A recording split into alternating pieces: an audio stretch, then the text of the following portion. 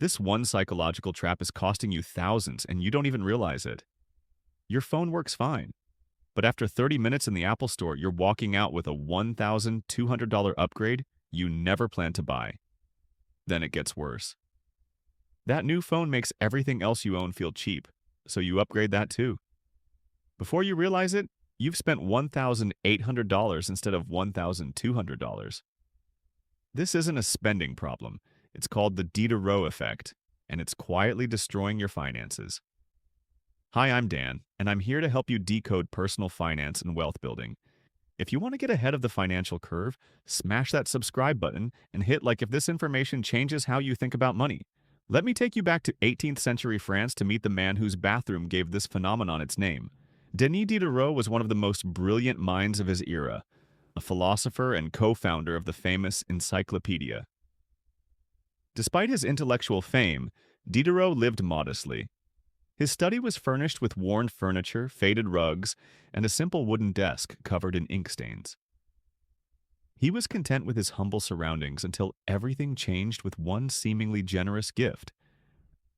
Catherine the Great of Russia, who admired his work, offered to purchase his personal library for an enormous sum while allowing him to keep all the books. Suddenly flush with cash, Diderot decided to treat himself to something luxurious, an elegant scarlet dressing gown. When he put on this beautiful robe and looked around his study, something shifted in his mind. The magnificent gown made everything else in the room look shabby by comparison. His scratched and stained desk suddenly seemed unworthy of such elegant attire, so he replaced it with a beautiful mahogany writing table. But now the new desk made his threadbare rug look like a dirty rag, so he bought an expensive Damascus carpet. The new rug made his old curtains appear cheap, so he replaced those too. This process continued relentlessly until he had systematically replaced every single item in his study to match the quality of that initial robe. By the time he was finished creating his perfectly coordinated environment, Diderot had spent his entire windfall. He later wrote a famous essay titled "Regrets on Parting with My Old Dressing Gown," where he made this profound observation. He was once the master of his old robe, but had become a slave to the new one. Now that might sound like a strange story from the past, but this psychological trap is more relevant today than ever before, because modern marketing has weaponized the Diderot effect with surgical precision. Let's examine how this plays out in contemporary life with what I call the fitness identity spiral. Imagine you decide to get serious about your health and purchase a high-end exercise bike for $1,500. You justify this investment as essential for your well-being. When the bike arrives, you're excited to start your fitness journey, but there's a problem. You can't work out in your old cotton t-shirts and loose gym shorts from high school. You don't look like the athletic instructors on the screen, and you certainly don't feel like someone who owns premium fitness equipment. So you buy proper cycling shoes, moisture-wicking athletic wear, and performance gear that matches your new identity as a serious fitness enthusiast. But now the bike looks out of place in your cluttered living space, so you decide to create a proper home gym environment. You add a yoga mat, some weights, maybe a wall-mounted television for streaming classes. What started as purchasing a single piece of equipment has transformed into buying an entire lifestyle identity. This reveals the core psychology driving unnecessary purchases, our desperate need for identity consistency.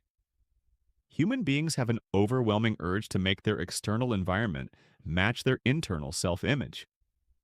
When you upgrade one significant aspect of your life, it creates psychological tension with everything else that doesn't match that new standard. If you see yourself as someone who drives economy cars, you're comfortable with budget clothing and casual dining. But stretch your finances to buy a luxury vehicle, and you've fundamentally shifted your identity expectations. You've become someone who owns premium things, and premium thing owners don't wear scratched sunglasses or carry worn-out bags.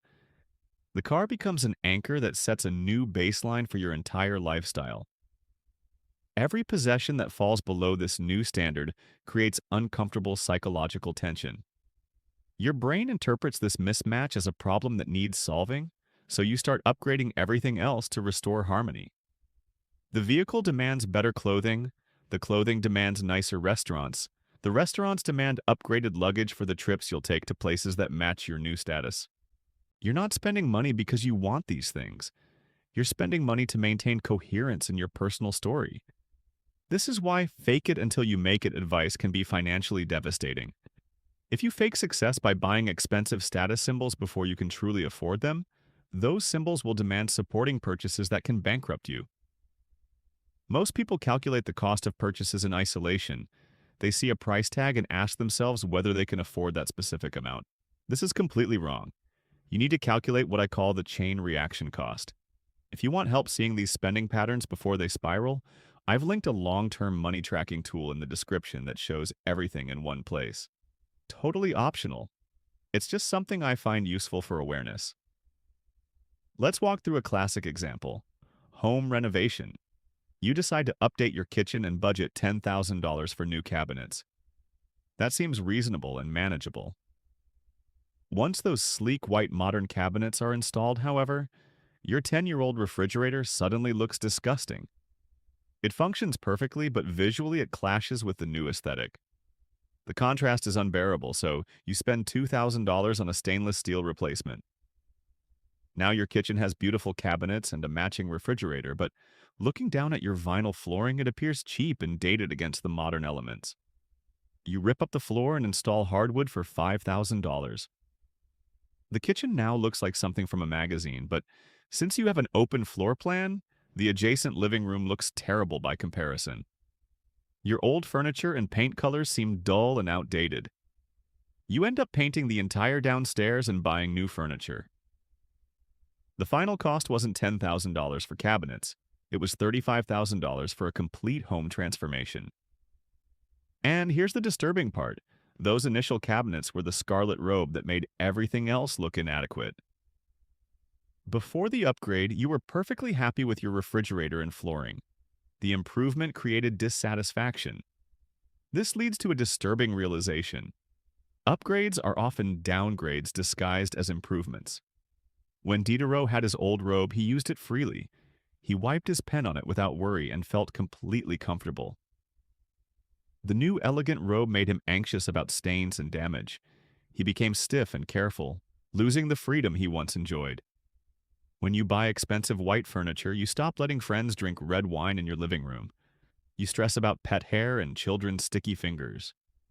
You've become the curator of a showroom rather than someone who actually lives in their space. You're serving the object instead of the object serving you. So how do we escape this psychological trap that seems hardwired into our brains? We can't realistically live like monks and never purchase anything nice. But we can build defensive strategies to prevent the spiral. First, predict the chain reaction before making any significant purchase. When you're considering buying something that represents an upgrade or status change, pause and honestly assess what other purchases it will demand. If you're thinking about buying a gaming console, will it require a better television to fully appreciate the graphics? Will you need extra controllers, premium subscriptions, or specific games? Write down the complete system cost, not just the initial item price. If a $500 console actually requires $1,500 in supporting purchases, can you afford that total amount? If not, don't buy the anchor item.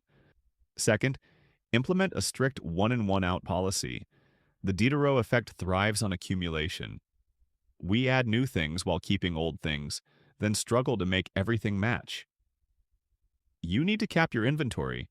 When you buy new clothes, your old ones must leave your home through donation, sale, or disposal. If you purchase a new appliance, the old one goes immediately. This forces you to truly value what you have and prevents you from building a shrine of possessions. It keeps you in the mindset of someone who uses things rather than someone who collects them. Third, practice strategic downgrading. This might sound counterintuitive, but sometimes the only way to reset your baseline expectations is to deliberately choose humble options in visible areas of your life. Drive a car that's slightly less impressive than you could afford. Wear a simple, functional watch instead of a luxury timepiece. When your anchor items are modest, you feel zero pressure to upgrade everything else. A low-maintenance identity might be the most profitable asset you can develop. It allows you to accumulate wealth while others exhaust themselves trying to maintain perfect aesthetic coherence across all their possessions. There's absolutely nothing wrong with enjoying nice things, but you must understand the psychological game being played. Consumer culture is specifically designed to make you feel incomplete, as if you're always just one purchase away from achieving satisfaction. But as Diderot discovered 3 centuries ago, that magical purchase doesn't complete the puzzle. It scrambles the entire puzzle and forces you to start over. Don't become enslaved by your possessions. Instead of being owned by your things, own them completely by understanding their true psychological cost. The most expensive robe you can buy is the one that makes you feel like everything else in your life is inadequate. True wealth isn't about having the most impressive stuff. It's about having the freedom to live without constantly upgrading your life to match some impossible standard of perfection. If you want to see how this same psychology shows up in everyday money decisions, watch the next video right here. It breaks down another common trap that keeps people stuck financially. Subscribe if you want to understand money without feeling overwhelmed or judged.